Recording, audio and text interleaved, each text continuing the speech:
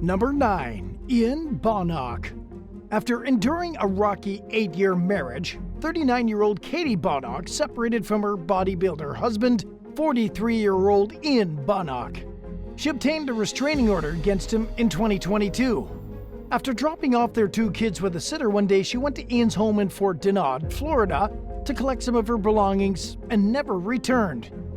The next day, police found a jawbone and burn pile on Ian's property along with a 50-gallon barrel filled with decomposing body parts.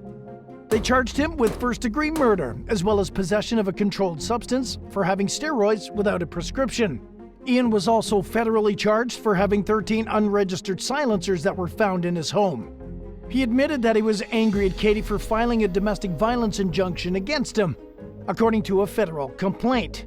Katie's cousin Annie Moore told the Daily Beast that Katie said Ian was violent against her throughout their entire relationship and that he had a bizarre tendency of citing scripture when he was angry.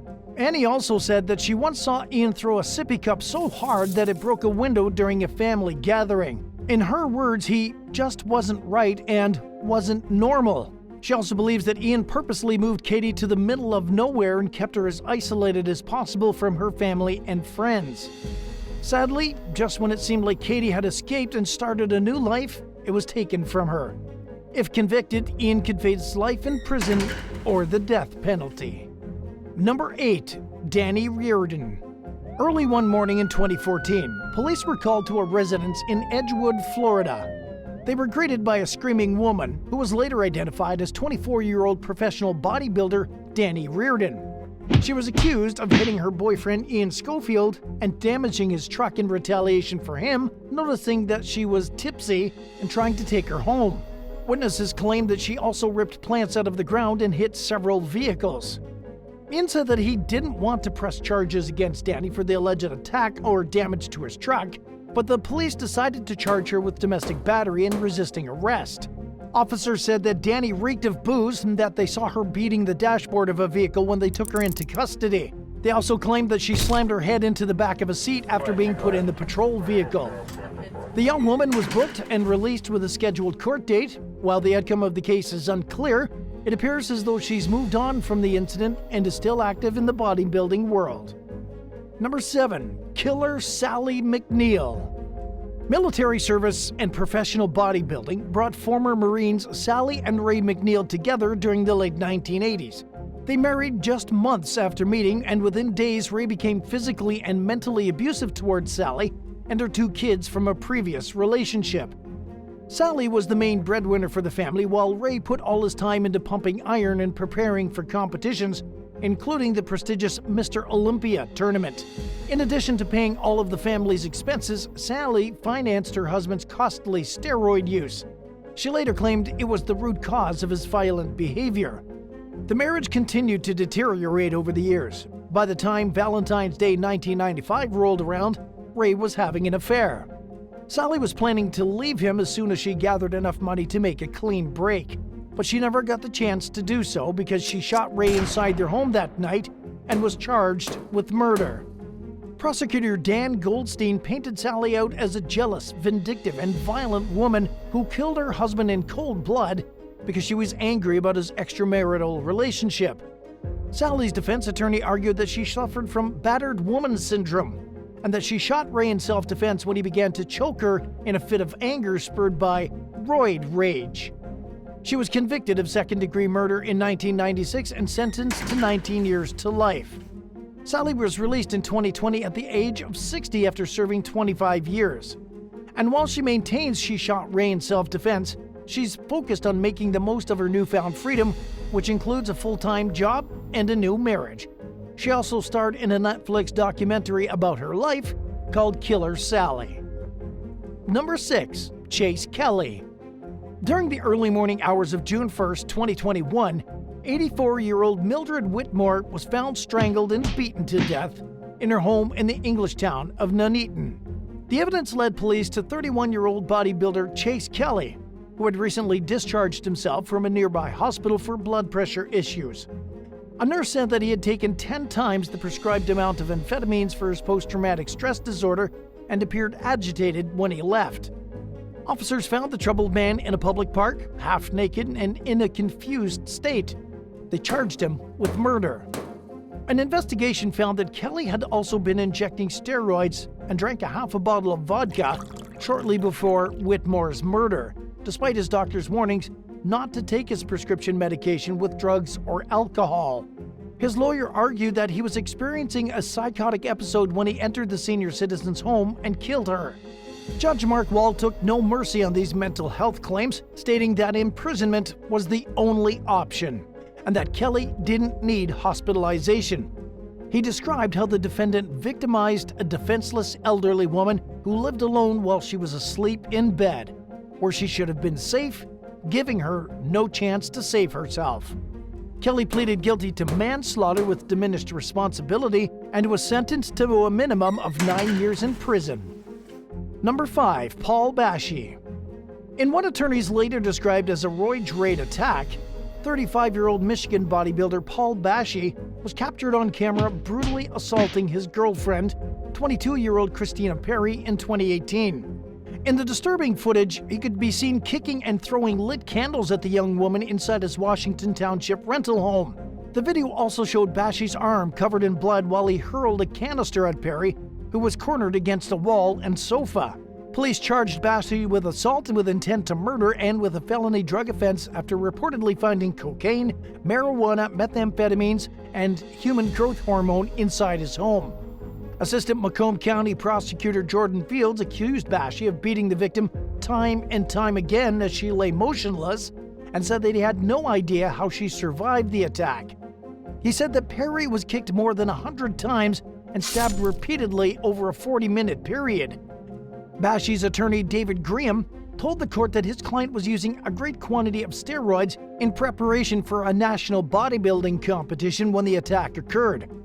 3 years later, in 2021, Bashi agreed to plead no contest to the assault, but he was taken into custody and his bond was revoked just days before his scheduled sentencing hearing, when he allegedly beat up his uncle with plans to skip town afterward to avoid prison time. He received a 14-year sentence despite Perry's wishes for the charges to be dropped. The couple stayed together and are now married. Number 4. Gordon Kimbrough.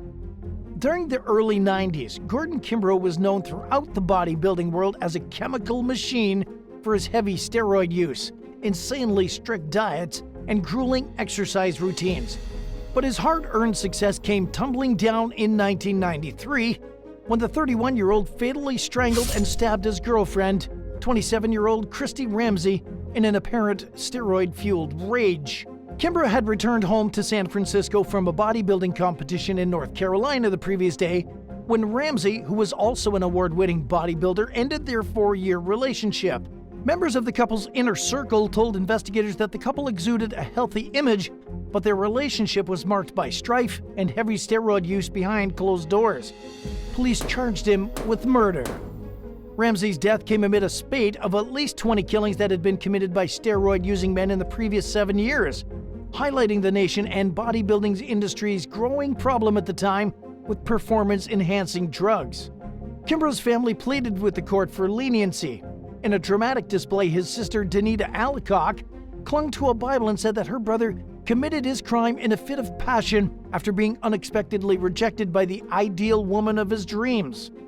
But the judge saw this as no reason to go easy on Kimbrough and imposed the maximum sentence of 27 years to life. Number 3. Dr. Bruce Nadler.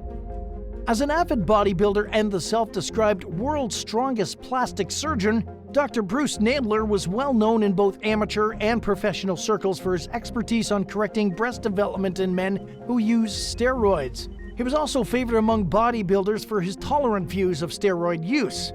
As an open user of them himself, he said that he saw himself as a test laboratory and adamantly believed that he could come up with a proper and safe combination of drugs that avoided negative side effects. But the New York State Board of Professional Medical Conduct was less than impressed by Nadler's claims, and his lifestyle led to an investigation into his professional life. He was charged with misconduct and ultimately lost his license after it was discovered that he was prescribing anabolic steroids, growth hormones, and other performance-enhancing medications to patients without a valid medical reason for doing so. Nadler was also accused of several other offenses, including failing to perform thorough examinations and failing to keep adequate medical records for his patients. After being forced into retirement in the early 2000s, Nadler wrote a book called The Nip Tuck Workout. In 2005, he moved to Los Angeles, where he and his wife Terry opened up Nip Tuck Fitness in Beverly Hills. Not a lot is known about what happened between then and early 2008, when Bruce and Terry were found dead in their home from gunshot wounds to the head. Officials ruled the tragedy a murder-suicide and concluded that Bruce was the responsible party. The only person that could ever explain the tragedy is Bruce himself, and he took that secret to the grave. Many speculated that he was depressed over the downward spiral his life took after he lost his medical license. It's unclear whether he was using steroids at the time of his death. Number 2. Wayne Jones. After ending an on and off relationship with 48-year-old Welsh bodybuilder Wayne Jones in 2022, the ex-girlfriend caught him putting a tracking device to her car. She yelled at him and he left the scene. The woman then began to think about past run-ins with Jones and realized that he'd been tracing her whereabouts for some time. She searched her car and found that there was already a tracking device on it. Shortly thereafter, Jones showed up at her home demanding to see her and threw stones at the house when she refused. He returned a few days later and demanded the return of his tracking device and accused the woman of seeing a new man. The victim called the police, who found Jones hiding in some bushes outside the home. He told officers that he thought his ex had a man in the house, but that wasn't their concern.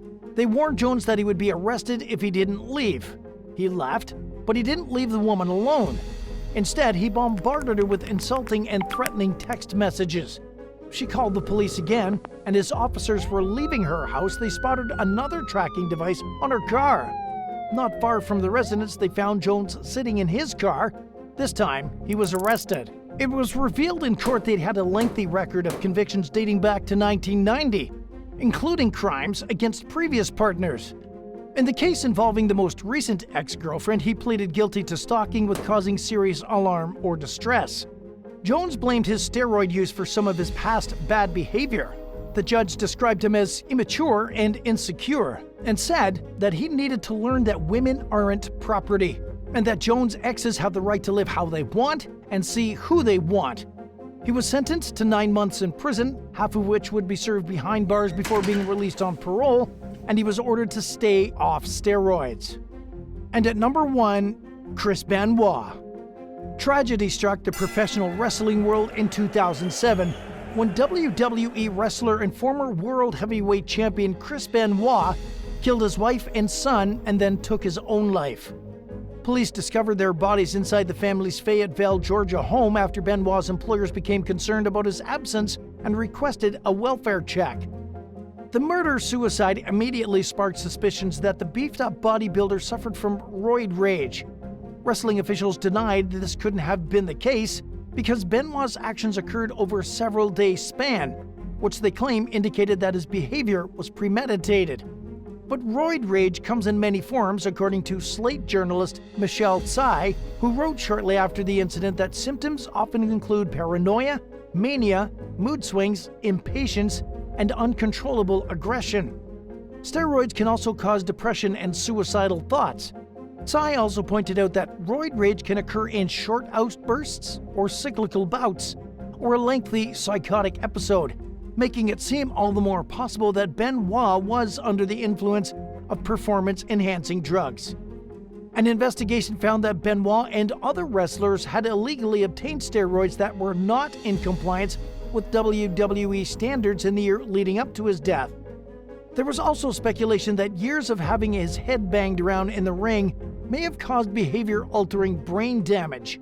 Tests revealed that he had an advanced form of dementia and that his brain resembled that of a typical 85-year-old with injuries that are also known to cause depression and suicidal tendencies.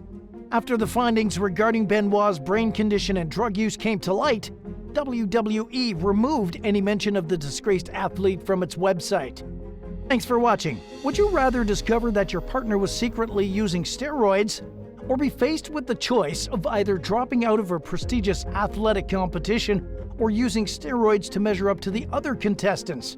Let us know in the comments below, and don't forget to subscribe. I'll see you soon. Bye for now.